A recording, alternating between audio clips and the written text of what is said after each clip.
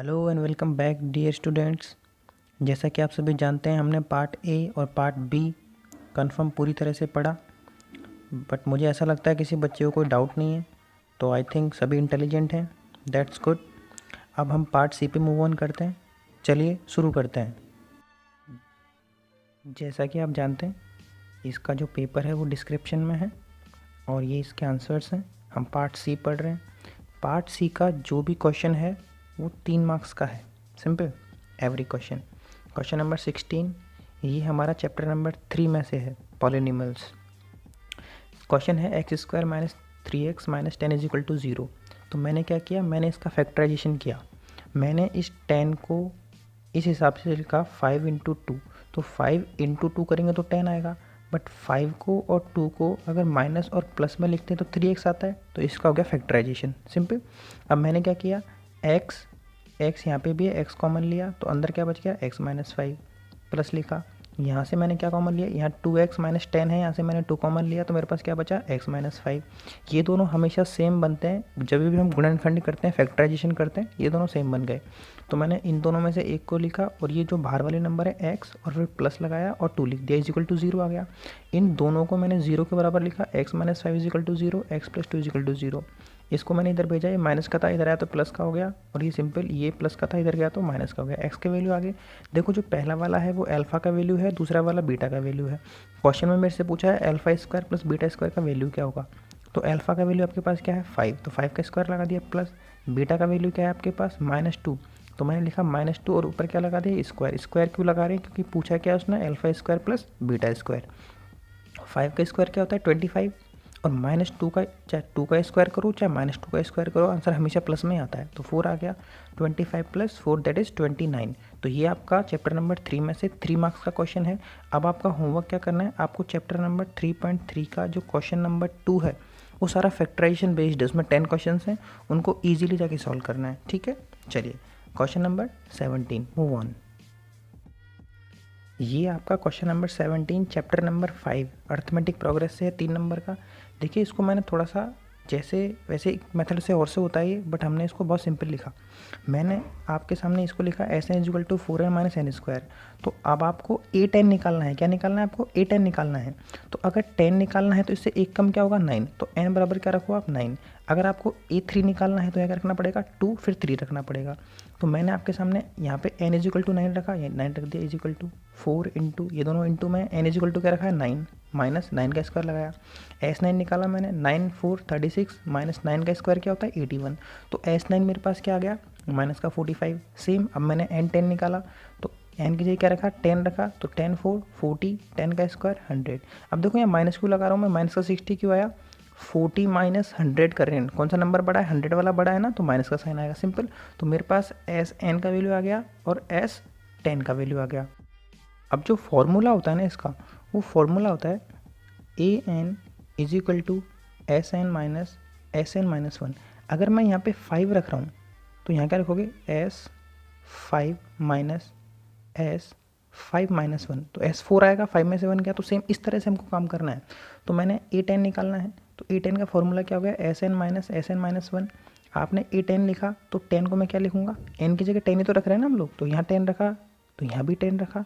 अब यहाँ 10 रखूँगा और -1 करूँगा तो क्या आएगा 9। अब मेरे पास S10 का वैल्यू है -60, ये रहा S10 का वैल्यू। सिंपल S9 का वैल्यू है -45। मैंने दोनों वैल्यू रख दिए, लेकिन इन दोनों के बीच में कौन है माइनस, तो फॉर्मूले वाला माइनस तो आएगा ना। तो मैंने -60 माइनस -45, ये माइनस का 60 आया, इस माइनस को इस माइनस से मल्टीप्लाई किया तो क्या आ गया +45। तो -60 और प्लस का 45, आंसर क्या आया माइनस का 15, क्योंकि माइनस का साइन बड़ा है तो माइनस का आंसर आएगा। अब आपका होमवर्क है, आपको इसी क्वेश्चन में E3 निकालना है। E3 का वैल्यू क्या आएगा, सिंपल। देखिए मैं आपसे फिर रिपीट करूँगा, थोड़ा सा हार्डवर्क है, मेहनत करनी होगी। जो बच्चे का आंसर आएगा वो मुझे कमेंट्स में लिख के पूछेगा एक बार, अगर डाउट है तो। और जो बच्चा नहीं पढ़ रहा है, भगवान उसकी आत्मा को शांति दे, यही मैं मनोकामना कर सकता हूँ। बाकी हार्डवर्क है, जो कर रहा है उसको सक्सेस मिलेगी, otherwise you know what is gonna happen. चलिए क्वेश्चन नंबर 18 मूव ऑन करते हैं। क्वेश्चन नंबर 18 आपका chapter number 8 height and distance से है। तो क्वेश्चन नंबर 8 कई बार करवाया हुआ है क्लास में भी, सिंपल है। देखो यहाँ पे उसने एक ही टाइम पे बोला है कि एक बच्चा है जिसकी हाइट इतनी है, उसी टाइम पे एक पेड़ की परछाई वगैरह कुछ ऐसा क्वेश्चन है। आप डिस्क्रिप्शन में जो पेपर है उसमें जाके पढ़ेंगे। तो मैंने ये 1.5 माना, उसी टाइम पे इसको मैंने क्या मान लिया x, ये 1 दे रखा है और ये कितना दे रखा है 5, तो मैंने लिख दिया सिंपल। अब देखिए मैंने इसमें क्या लगाया आपके लिए, टेन थीटा। तो right angle triangle A B C, tan theta क्या होता है, एल अपॉन ए या पी अपॉन बी बोलते हैं इसको, लंब बटे आधार या परपेंडिकुलर और बेस बोलते हैं। तो टेन थीटा आपको परपेंडिकुलर का वैल्यू क्या दे रखा है 1.5 मैंने लिख दिया, और बेस क्या दे रखा है 1, सिंपल। तो टेन थीटा, इसको ये इक्वेशन फर्स्ट लिख देते हैं इसको, सिंपल। ये हमारे पास इक्वेशन कौन सा आ गया, फर्स्ट। सेम मैंने यहाँ क्या किया, यहाँ right angle triangle P Q R लिखा। अब टेन थीटा वापस इसमें टेन थीटा लगाया, पी अपॉन बी होता है, एल अपॉन ए होता है। आपको एल का वैल्यू क्या दे रखा है, कुछ भी नहीं है, तो एक्स मान रखा है मैंने, और नीचे क्या दे रखा है 5। तो यहाँ देखो, यहाँ ये भी इक्वेशन 2 आ गया मेरे पास। अब आप गौर से देखेंगे, ये भी टेन थीटा, ये भी टेन थीटा, दोनों इज इक्वल टू हैं। तो मैंने 1.5 upon 1 is equal to x upon 5, दोनों बराबर में लिख दिए। अब इसका क्रॉस मल्टीप्लाई कर दिया, इस 5 को यहाँ मल्टीप्लाई कर दिया, इस 1 को यहाँ मल्टीप्लाई कर दिया। इस 1 को यहाँ मल्टीप्लाई करेंगे तो क्या आएगा x। अब देखो कुछ बच्चे क्या करेंगे, इस 5 को इस 1 से मल्टीप्लाई करेंगे, 5 1 जा 5, ऐसे नहीं होगा। इस पूरे को 15 लिखिए आप, ये 15 है, 15 को 5 से गुना करेंगे तो क्या आएगा 75 आएगा, सिंपल। कुछ बच्चे क्या करते हैं, 5 को 1 से करेंगे 5 लिख देंगे, फिर 5 को 5 से 25, ऐसा नहीं होगा। ये पूरा का पूरा 15 है, 15 को 5 से मल्टीप्लाई करेंगे 75 आएगा। कितने अंक के बाद डेसिमल लग रखा है 1, तो मैंने 1 के बाद डेसिमल लगा दिया, सिंपल। ये हमारा चैप्टर नंबर 8 है। अब आपका होमवर्क रहेगा, आप चैप्टर नंबर 8 में जितने भी 1 से लेकर 10 तक के क्वेश्चन है, एनी 5 करने हैं, कोई भी 5 करके देखिए, सिंपल। और जो नहीं करेगा अगेन उस भगवान उसकी आत्मा को शांति दे। 18 के बाद क्वेश्चन नंबर 19, 20, 21 और 22, ये चारों क्वेश्चन ज्योमेट्री के हैं। एक कंस्ट्रक्शन वाला क्वेश्चन है, और इन 3 क्वेश्चंस के आंसर मैंने डिस्क्रिप्शन में दिए हैं। जिस बच्चे ने ज्योमेट्री थोड़े अच्छे लेवल से पढ़ रखा है, जाके समझने की कोशिश करे। अगर वहाँ उसको कोई भी डाउट आता है तो वो मेरे से कांटेक्ट कर सकता है। यहाँ मैं उसको एक्सप्लेन इसलिए नहीं कर रहा, जिन बच्चों ने ज्योमेट्री नहीं पढ़ा है उनको बहुत बेसिक नॉलेज नहीं है, तो we don't want to waste our time, simple. तो हम क्वेश्चन नंबर 23 पे मूव ऑन करते हैं। ये ज्योमेट्री का पार्ट है, डिस्क्रिप्शन में आंसर है। ये सिर्फ कंस्ट्रक्शन है, आप खुद करेंगे, बाकी इनका आंसर है, आप जाके चेक करना एक बार। नहीं समझ में आए कॉन्टेक्ट मी। क्वेश्चन नंबर 23, आपसे उसने बोला कि लेंथ ऑफ आवर एंड कितनी दे रखी है 6 सेंटीमीटर।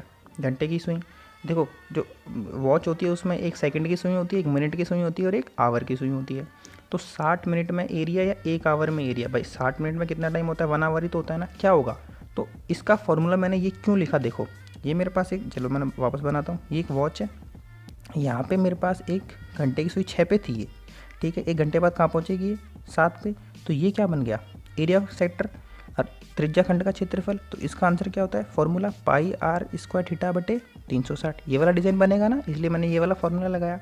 अब देखो 12 आवर में कितना घूमता है भाई, 1 घंटे में यहाँ चलेगी, 2 घंटे में यहाँ चलेगी, 3 घंटे में यहाँ चलेगी, तो पूरे 12 घंटे में कितना चलेगा, 360 डिग्री चलेगा, ठीक है।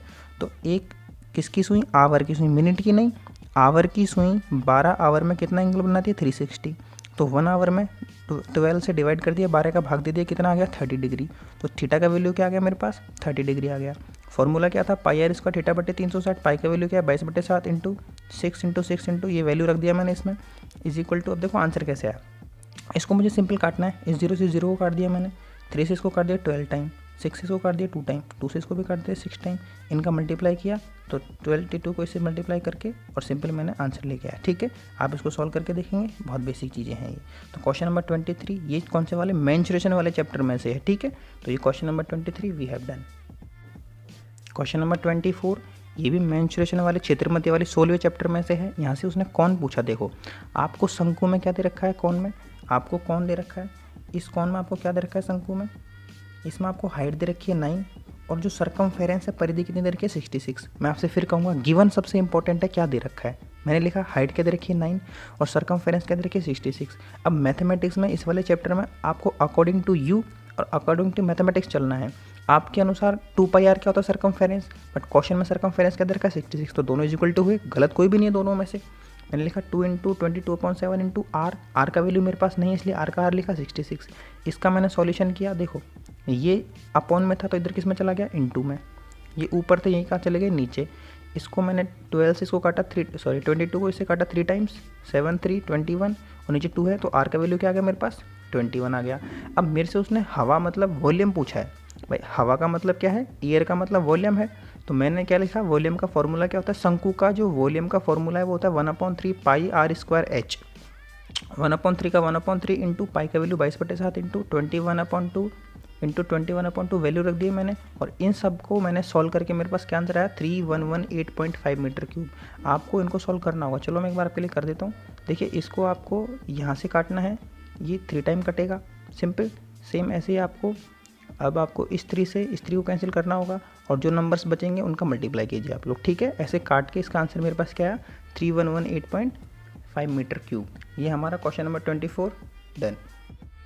क्वेश्चन नंबर 25, ये जो हमारा चैप्टर है 18 प्रोबेबिलिटी प्रायिकता, सबसे आसान चैप्टर है। देखो यहाँ पे उसने क्या किया, 2 डाइस को थ्रो किया, 2 पासों को फेंका उसने, ठीक है। तो टोटल इवेंट क्या होता है, देखो मैंने आपके लिए इसको बनाया, एक बार इसको बना के आप प्रैक्टिस कीजिए।